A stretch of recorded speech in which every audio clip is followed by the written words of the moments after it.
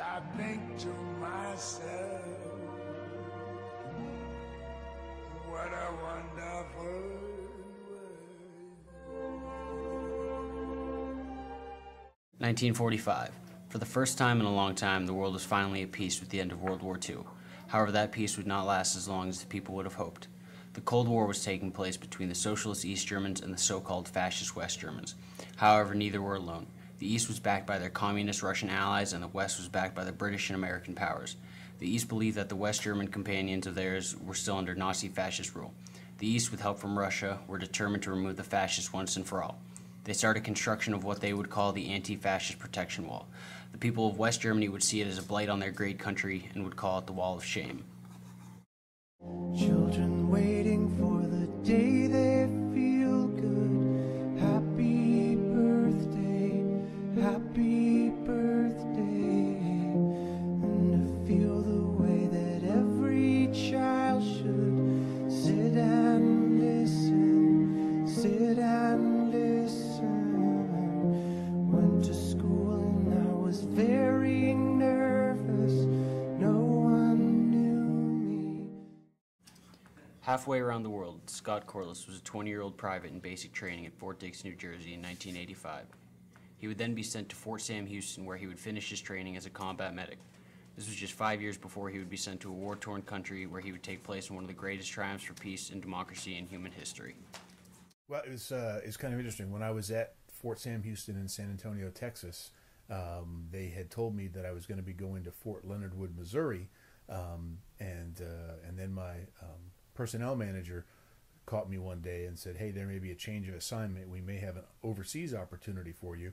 And he said, "Come back in a couple of days." So I came back in a couple of days, and he said, "How'd you like to go to Germany?" And I said, "I'd love to go to Germany because I went to high school there when my dad was stationed there in Heidelberg."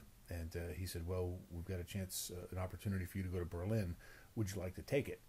And I said yes before I even called home and talked to my wife or anything. So, Although this may have seemed like a great opportunity to revisit a place he lived for most of his life and a great career opportunity, Scott's excitement quickly turned to fear after hearing and seeing the horrific things that German troops would do to stop those who tried to start a better life outside of the socialist reign. in terms of how it felt to have the East Germans and the Soviets on the other side, it was a pretty scary facet of everything, because you never really knew what they were thinking. You knew that they weren't letting their people leave. We'd hear gunshots every once in a while. The East Germans had automatic weapons that were on tripwires, shepherds, mounted patrols, and they would shoot to kill anybody who tried to escape. The East Germans, however, were not the primary threat in Berlin. It was the Russians that most scared the West Berliners and U.S. troops. Something needed to be done about them. The U.S. needed to show that they would no longer be pushed around by communist powers. The Russians understand one thing, and that's force, that's strength. You must never negotiate or deal with the Russians without having a position of strength. To underline his point, Clay moved tanks up to the checkpoint.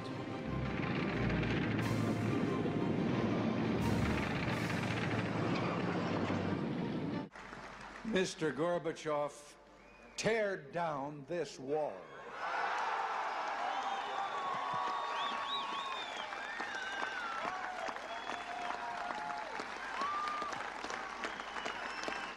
The night that they opened up the wall to allow people from East Germany or East Berlin to come into West Berlin without having, approved papers, I actually had a rugby game that night. And that was one of the things that I really loved about Berlin, was playing rugby. And we had a game against the Brits up at the Olympic Stadium, which is actually where Jesse Owens ran and won his gold medals and kind of put Hitler to shame back in the 30s. I remember the night that the wall officially came down. Your mom and I, she wanted to get a stuffed animal for the first woman she saw coming through with a baby carriage. And so we went down to the wall and waited for somebody to come through pushing a baby carriage, and she gave her the stuffed animal, and I still remember that. And then after that, it all snowballed.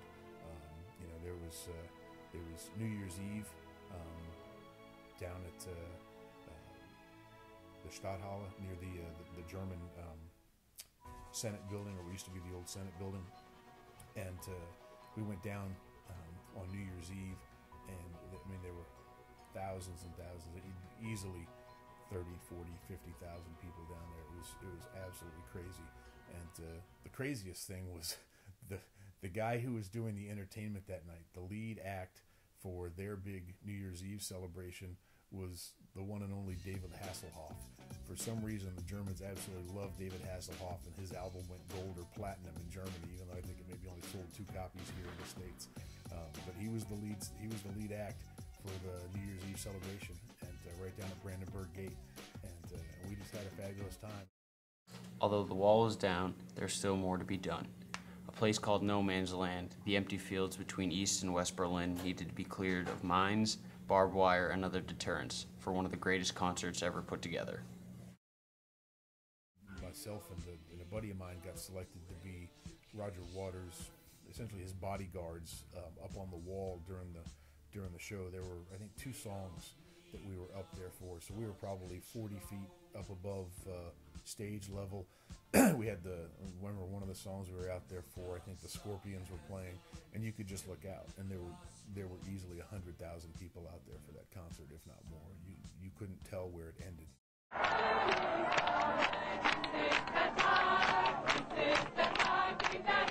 It had not seemed possible only months ago. Now anything seemed possible. Romania. In the last days of the decade, even the hardline leadership of Nicolae Ceausescu, who had gunned down his own people to stay in power, finally folded. After 28 years of conflict between East and West Germany, the people of Berlin were finally able to travel freely amongst their own country. It was finally over. The wall was being torn down and the people of Germany had been reunited.